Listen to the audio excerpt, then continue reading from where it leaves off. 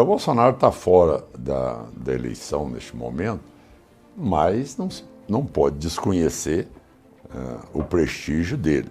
Sim. Não é? Eu diria mais, dificilmente aí, tá certo, a chance de um segundo turno sem o apoio dele.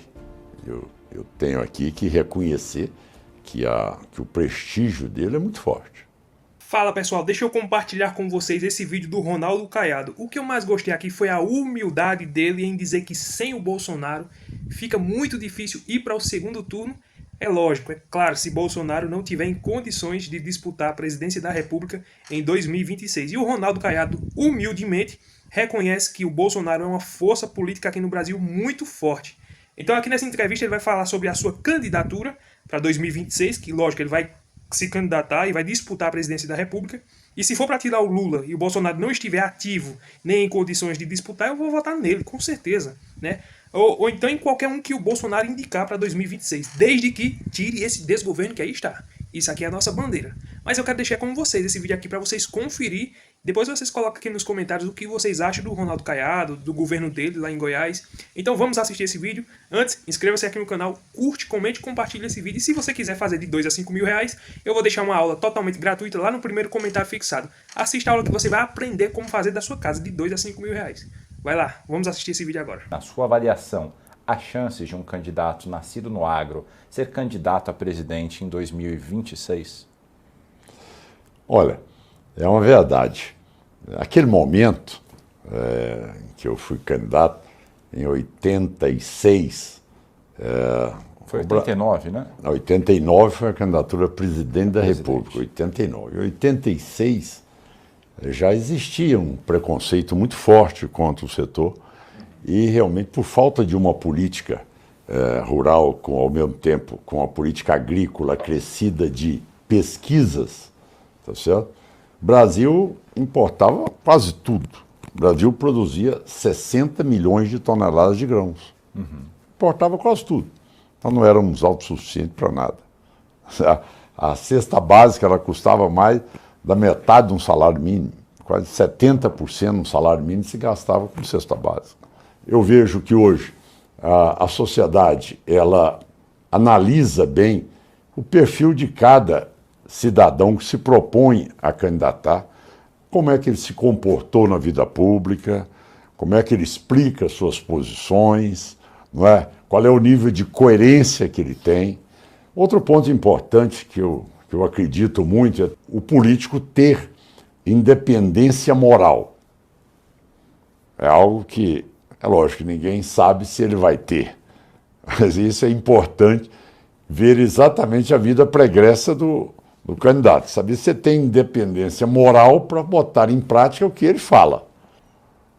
Há poucos dias me mostravam a rede de metrô do Rio de Janeiro há 20 anos atrás e a rede de metrô de Xangai há 20 anos atrás. A do Rio de Janeiro era maior. Hoje, Xangai é mais de 500 vezes maior do que a do Rio de Janeiro. Não tem nem comparação. Só agora nós passamos a ter o menor percentual, tá certo? De pessoas hoje dependentes de programas sociais no estado de Goiás. A emancipação dos cidadãos que viviam na situação de pobreza e extrema pobreza. Então os programas sociais tiveram uma eficiência enorme, acumulado junto com a área da educação, tá certo? Que foram fatores que trabalharam com muita intensidade, e também nas nossas políticas de poder incluir as pessoas que não tinham uma profissão dentro de uma prática de profissionalização na área de, por exemplo, corte e costura. Foi enorme a presença. Instalamos várias máquinas a laser, audáceis, para fazer cortes, e são milhares de confecções. Goiás hoje se transformou num polo que de peça, por exemplo, tem a 13 de maio, mas ali é mais o produto importado da China. Goiânia não, é 100% produção dali do estado, de melhor qualidade, tecido de melhor qualidade. Então essa área expandiu-se muito, o emprego, tá certo? Também na área de qualificação das pessoas. A pessoa amanhã quer fazer panificadora, nós damos o material para ela fazer e o curso. quer um corte de cabelo, amanhã quer fazer ali uma área de piscicultura, uma área de, tá certo, de criação de frango caipira, enfim, essas variedades, turismo local, tudo isso nós demos uma dinâmica muito forte e Goiás absorveu aí milhares e milhares de pessoas. Nós estamos hoje com mais de 3.800.000 pessoas com emprego.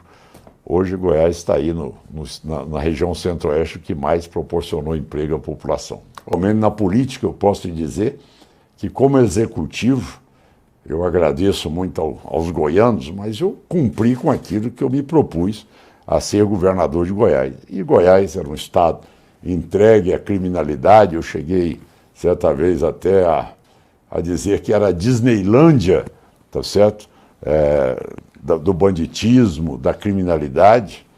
Era um estado também tomado pela corrupção, desmandos, salários sem servidores sem receber. E no momento em que você organiza o seu estado, que você realmente coloca as coisas para funcionar, você vê que o resultado é rápido. Você vê o resultado de Goiás hoje, não é um estado que tem um resultado aí na educação hoje. Espero que a gente seja primeiro lugar agora, de novo no IDEB, agora que sairá nos próximos dias. Já é a melhor referência hoje no Brasil, que tem uma segurança plena hoje no nosso estado de Goiás. Na área da saúde, nós regionalizamos, interiorizamos a saúde de Goiás. Só tinha UTI em Goiânia, Anápolis e Aparecida. Avançamos nos programas sociais como ninguém. Nós fomos o primeiro no mundo, em um clima tropical, que nós desenvolvemos nossos próprios cultivares. Você só via falar em soja no Rio Grande do Sul. Sim. No Paraná, Santa Catarina, que tinha um clima, tá certo, mais para clima europeu. Ninguém falava em soja na região do Centro-Oeste, Norte, Nordeste. Então, o que foi isso? Essa que é a grande discussão que tem que ter. Onde é que a agropecuária ensina o Brasil? Aonde você investiu em tecnologia? Onde você investiu em pesquisa? Aonde nós demos lição para o mundo vir no Brasil aprender? Foi na agropecuária. Isso tudo foi baseado em quê, Guilherme? Em ciência. Eu costumo dizer, tá certo, que se nós fôssemos da área da indústria, tá certo, nós estaríamos produzindo um iPhone, não teria sido americano. Ou seja, a tecnologia que tem num grão de soja hoje, tá certo, é a mesma pesquisa que você tem no iPhone. Mas aonde as outras áreas do Brasil não conseguiram avançar? Por quê? Porque você não investiu em pesquisa, você não investiu em talentos. Então o Brasil, né, um jovem me dizia, governador, o Brasil, desde Juscelino Kubitschek, é só mão de obra de fábricas americanas e europeias para construir tratores e carros. Não é apenas da agropecuária, é um sentimento que você precisa saber o que um novo governante deseja.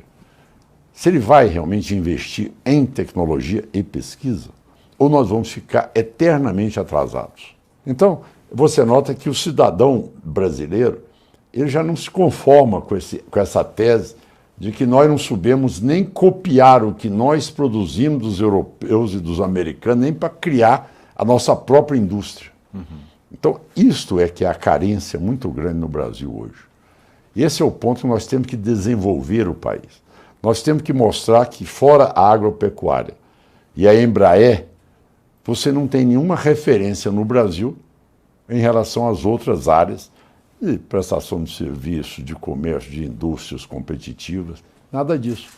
Nós hoje temos em Goiás uma estrutura de educação, na educação, que prioriza o aluno desde o seu primeiro ano do ensino fundamental. Nós temos uma parceria com os municípios. Nós temos uma estrutura hoje de poder promover que a criança seja alfabetizada no segundo ano do ensino fundamental e que tenha acesso também a toda uma educação digital e também com capacidade de estar ou de ser competitivo com as pessoas que têm uma educação em colégios particulares. E o senhor pretende ser candidato a presidente em 2026? Chegar à presidência, Guilherme, não é uma decisão de fórum pessoal. É uma construção que tem que ser feita. Primeiro, aqui em Brasília não tem eleição municipal, mas a eleição municipal é muito forte. Ela, base de prefeitos, de vereadores, tá certo? O campo político, eu que nasci e vivi na política, é importante. Não dá para você improvisar. Então, primeiro, você tem que construir uma estrutura dentro do partido para que você seja aquele que venha ser o representante. Tem vários colegas meus que têm qualificações também para disputa e que nós vamos ver quem que realmente chegará a pré-candidato ou a candidato aprovado na convenção do partido.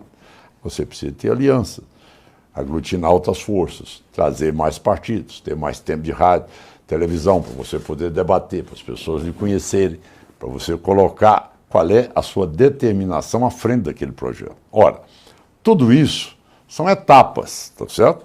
Eu não comecei nenhum primeiro degrau, porque isso vai começar mesmo depois de você passar o período das eleições municipais, para aí sim entrar na pauta a discussão de presidente da República. Sim. Mas se eu tiver essa chance, você pode ter certeza que eu vou com muita vontade. Quando você implanta um governo que tem sensibilidade, humildade de recorrer aos outros poderes para resolver os problemas e não acha que você, como governador, é autossuficiente para tudo, quando você chama a Assembleia Legislativa, o Tribunal de Justiça, o Ministério Público, a Defensoria Pública, e fala, olha, o problema é este aqui, nós precisamos de resolvê-lo.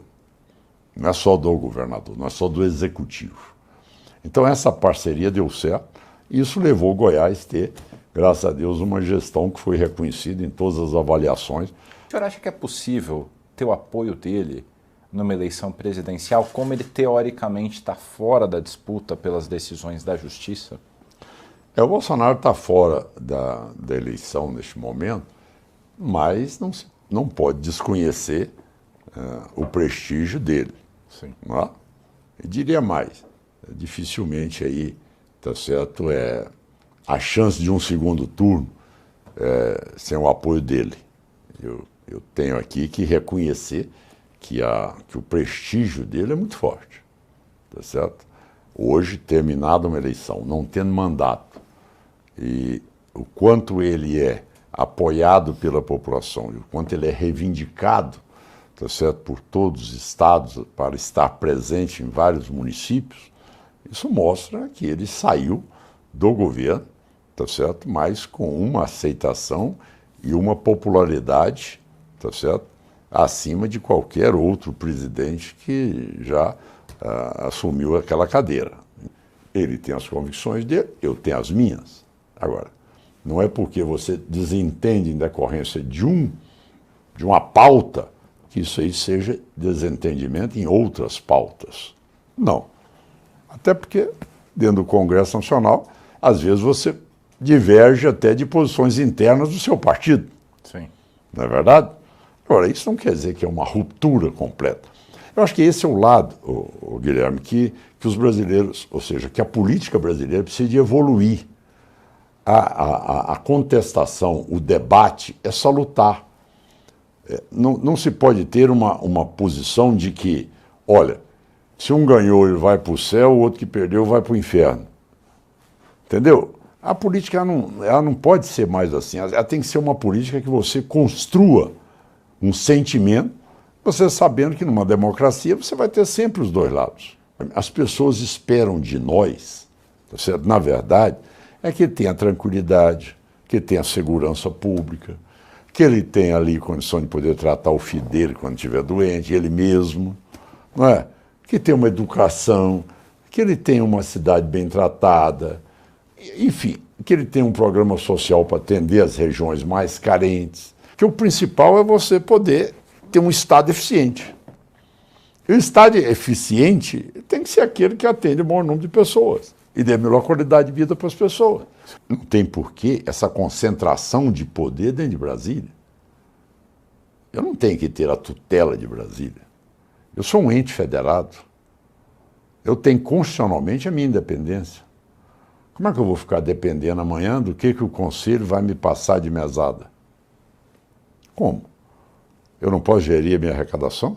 Ah, mas você tem que repassar para outro estado? Tudo bem. Mas a minha estrutura da Secretaria da Fazenda caberá fazer isso. Agora, o que eu não posso ter é a substituição da estrutura política por um conselho. Então, isso é político, que eu nunca vi em país nenhum do mundo, onde você tem IVA, você tem esse conselho político.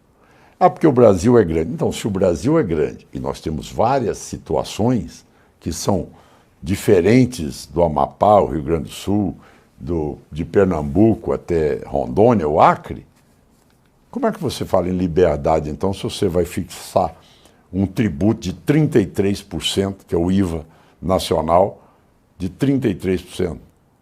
Será que aquele Estado tem capacidade de viver com isso? Então, isso aí é a negação de tudo que deu certo no Brasil. O Brasil está desenvolvendo aonde? Onde é que nós somos competitivos hoje? Na agropecuária? O que é o superávit na balança comercial hoje? Não tem outro setor. É commodity, basicamente. Então, agora, você industrializar tudo isso, você está tirando essa oportunidade de industrializar tudo isso. Nas nossas regiões, Goiás cresceu 6,6% ao ano. O Brasil cresceu 2,9%. Vamos crescer de novo mais de 6%. Você vê, foi o estado que mais ofertou emprego. Foi o estado de Goiás, no Centro-Oeste. Tá certo? Hoje, o menor percentual de pessoas no cadastro da pobreza, da extrema pobreza. É a maior média salarial hoje no Centro-Oeste. Então, tudo isso porque existe uma política regional, tá certo? Para que haja o crescimento dessas regiões que têm uma estrutura para poder avançar. E eu vi agora há pouco um economista dizer, olha, governador, mas está faltando alguma coisa. Vai ter que ter o hino e a bandeira do Conselho também, porque vai ser o órgão mais importante do país, vai ser o Conselho. Porque quem estiver presidindo esse Conselho vai estar mexendo na vida de 5.568 municípios, 26 estados e o Distrito Federal. Pensou o poder desse homem? Então veja bem o que não vai virar a cabeça do empresário no Brasil. Ele tem que conviver com a legislação atual, tá? E conjuntamente com a legislação do IVA, do CBS e do IBS, né? Se uma já é, que eles falam manicômio, com essa outra aqui vai virar um inferno, né? Como é que você vai ser empresário com duas legislações? Então, se tem alguém que ganha demais e que não produz nada, tá certo? Como os exportadores, você vai penalizar quem produz. O profissional liberal, o prestador de serviço, o cidadão de iniciativa privada, que, por exemplo, quem tem cadeia longa acumula muito crédito para ter que se acreditar dele. Né? Então o cidadão começou lá, por exemplo, meu estado de Goiás. Aí o cidadão começou a plantar a lavoura. Aí eu recebo o ICMS da energia elétrica, eu recebo o ICMS do adubo, do herbicida, do defensivo, do óleo diesel, tudo isso que vai fazer aquela lavoura, né? Sim. Aí aquele produto vai para exportação. Aí o produtor vai, nessa hora, acumular todos esses impostos e vai seguir a cadeia da soja, né? Ou do milho, ou seja lá o que for, ou do boi. Então, quer dizer, esse valor todo vai sair do meu estado, e não é só o da soja, é de toda aquela infraestrutura que deu esse imposto acessório ao estado de Goiás, todo ele vai ser acumulado e vai ser levado para o exportador. Quer dizer, como é que o estado vai sobreviver? Verdade. Tentativa de mudança das regras na reforma trabalhista. Eu estava no Senado Federal. E foi talvez o ponto mais importante com o aumento do número de empregos que nós tivemos a partir da reforma. Mérito ao presidente Michel Temer, que conseguiu fazer aquilo que era o sonho de todos. Hoje em dia querem voltar a ter a obrigatoriedade de contribuição, sem que haja ali nenhuma política realmente de respeito ao trabalhador. E, ao mesmo tempo, uma ação direta, se ele deve trabalhar sábado, se ele deve trabalhar domingo, uma coisa que deve ser muito mais do empresário, ou seja, do trabalhador, esta opção de vida dele ou não. Então, nós aumentamos renda, aumentamos emprego, melhoramos a qualidade, diminuímos a discórdia, então é um ponto que eu não vejo por que ele ser mexido. O PT fez uma conferência no último fim de semana e a presidente nacional do PT, Gleisi Hoffmann, defendeu que o Brasil tem, agora eu abro aspas, um Estado indutor, um Estado que gaste. E que manter a meta de déficit zero em 24 seria o que ela chama de austericídio. Ou seja, as contas seriam controladas, mas haveria um suicídio eleitoral. Qual que é a sua avaliação sobre essas propostas do PT? Da mesma maneira que na política o populismo já mostrou que dá maus resultados, é igual o médico que não quer dar a má notícia para o paciente. Ou não tem capacidade de diagnosticar e saber as sequelas que vai produzir e não ter diagnosticado aquele quadro. Entendeu? Então falseia uma verdade. Não existe desenvolvimento com desequilíbrio fiscal. Você tem inflação. Você tem uma Argentina, uma Venezuela. Você tem, são países que deterioraram totalmente por falta de equilíbrio fiscal. Agora, você querer dizer que você está preocupado com 2024 para ganhar a eleição e que você vai soltar toda essa máquina para gastar dinheiro, sendo que você sabe que depois de 2024 você vai entrar numa escala inflacionária enorme, que você não terá mais como contornar esse processo, que não seja novamente com forte choque fiscal. Então, onde é que você quer levar, tá certo, um paciente que tem um diagnóstico grave de câncer de pulmão, dizendo para ele, não, você está com resfriado, eu vou lhe dar aí um AS, vou lhe dar uma aspirina para você tratar essa gripe sua, sendo que, na verdade, exige muito mais, ou uma cirurgia, ou uma rádio, uma quimioterapia mais intensa. Não é aquilo que o paciente quer ouvir, mas é o que você tem que propor a ele, para ele poder ter chance de se recuperar daquela lesão grave que ele tem. Então não adianta você querer ir para a tese, tá certo? Desse discurso de austericídio, dessa tese toda, porque você vai levar o Brasil para essa situação. Você imagina bem, governador do Estado faz uma política para poder industrializar o Estado, dá um incentivo. Ele faz a isenção do ICMS dele, tá certo? Para poder comprar emprego e instalar indústria. Concorda? Agora a União diz o seguinte, não, agora não. Eu vou cobrar da isenção que você deu, eu agora vou incidir PIS e COFINS, mas imposto de renda, naquilo que você está dando de benefício. Quer dizer, eu dou o benefício, o governo federal vai, saca em cima do meu benefício e tira a capacidade, porque esse benefício não é para o industrial dividir, não é para o cidadão empresário dividir essa renda. Ele é obrigado a reaplicar esse dinheiro na ampliação da indústria dele. Fazer agora, investimento, né? Investimento. Então, é importante, porque eles estão falando, não, isso seria para distribuir lucro. Não, não é isso. Você, quando dá o incentivo, aquilo que você abre mão do ICMS, ele é obrigado a te apresentar como investimento na empresa. Certo? Então, agora não. Agora a União quer pegar disso aí, se não me engano, 47% que vai ser tributado todo esse dinheiro. Vai ser um patamar mais ou menos esse. Não sei, 57 ou um pouco mais. 47 ou um pouco mais. Imagina bem isso aí de todas as empresas no país. Se você quiser fazer de 2 a 5 mil reais apenas com o seu celular aqui na internet, eu vou deixar o link disponível lá no primeiro comentário fixado. Assista a aula que é totalmente gratuita. Não é pegadinha, não é aposta, não é jogo, não é nada que vai envolver dinheiro seu. Nada, não é falcatrua, nada. Não é essas coisinhas de tigrinho, nada disso. É algo totalmente honesto aqui na internet. E veja só esses resultados e você pode fazer também. É claro que você assista a aula, aprende como fazer e com certeza você vai ver os resultados na sua vida. Eu sou uma prova viva de que Isso pode acontecer. Eu já fui incrédulo. Já teve um tempo lá atrás que eu não acreditava que era possível fazer dinheiro aqui na internet. Eu não acreditava, eu era incrédulo. Até o dia que eu assisti a aula, que eu adquiri o método, aprendi a maneira certa de como fazer dinheiro aqui na internet e veja só esses resultados. E você pode fazer também, desde que você estude e aplique o método da maneira certa. E você pode ganhar dinheiro aqui na internet. É totalmente possível.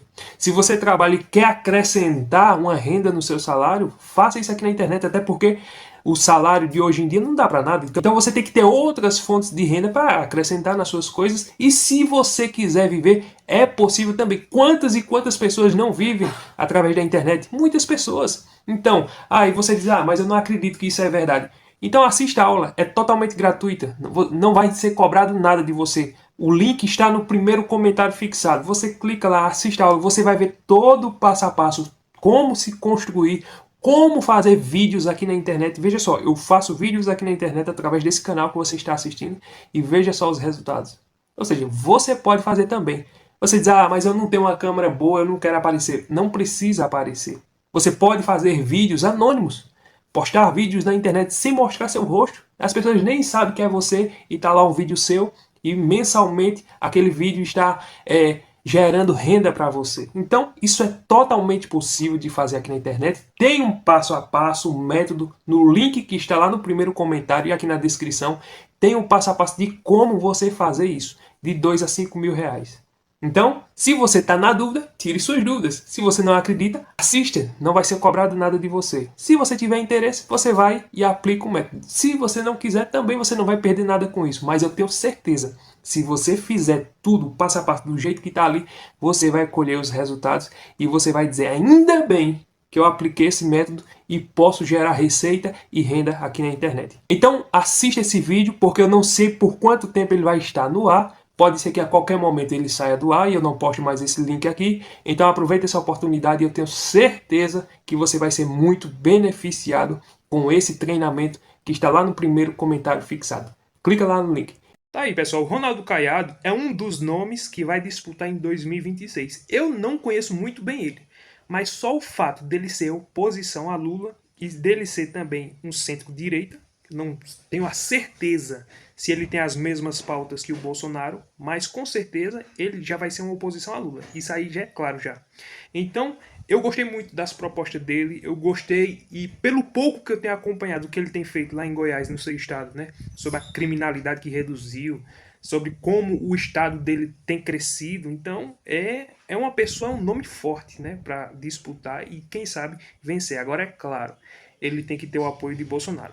Eu acho que qualquer nome que for disputar em 2026 sem o apoio de Bolsonaro não vai conseguir avançar, não vai conseguir vencer. Até porque, por mais que o Lula, corrupto, bandido e ladrão do jeito que ele é, por mais que ele tenha com todo esse desgoverno dele, a reprovação lá em cima, mas ele ainda é um candidato forte e nós não podemos subestimar isso. Mas qualquer candidato que for para o segundo turno em 2026 precisa do apoio de Bolsonaro caso ele não esteja lá para disputar essa eleição. E se ele tiver, com certeza ele já está ganho já. Mas pelo que tudo indica, né, o STF, o GUNE, já tudo quer botar ele na cadeia. Esse é o plano da esquerda e do Alexandre de Moraes. E nós estamos vendo essa perseguição terrível que está acontecendo aqui no Brasil. Mas um dia tudo vai ser revelado. Não há nada oculto que vai ficar escondido. Nada, nada, nada. Essa perseguição, tudo isso que estão fazendo contra ele, tenho certeza que um dia a resposta virá e nós vamos descobrir tudo que está por baixo do tapete, por baixo dos lençóis. O dia de Alexandre de Moraes vai chegar. O dia de Lula está já se encerrando. Logo, logo está se encerrando. O de Alexandre de Moraes e outros ministros, deputados e senadores de oposição que mentem descaradamente, o dia de cada um deles vai chegar e com certeza nós vamos saber a verdade sobre tudo. Então, se você gostou desse vídeo, deixa aquele like, curte, comente, compartilha e até o próximo vídeo, se Deus permitir.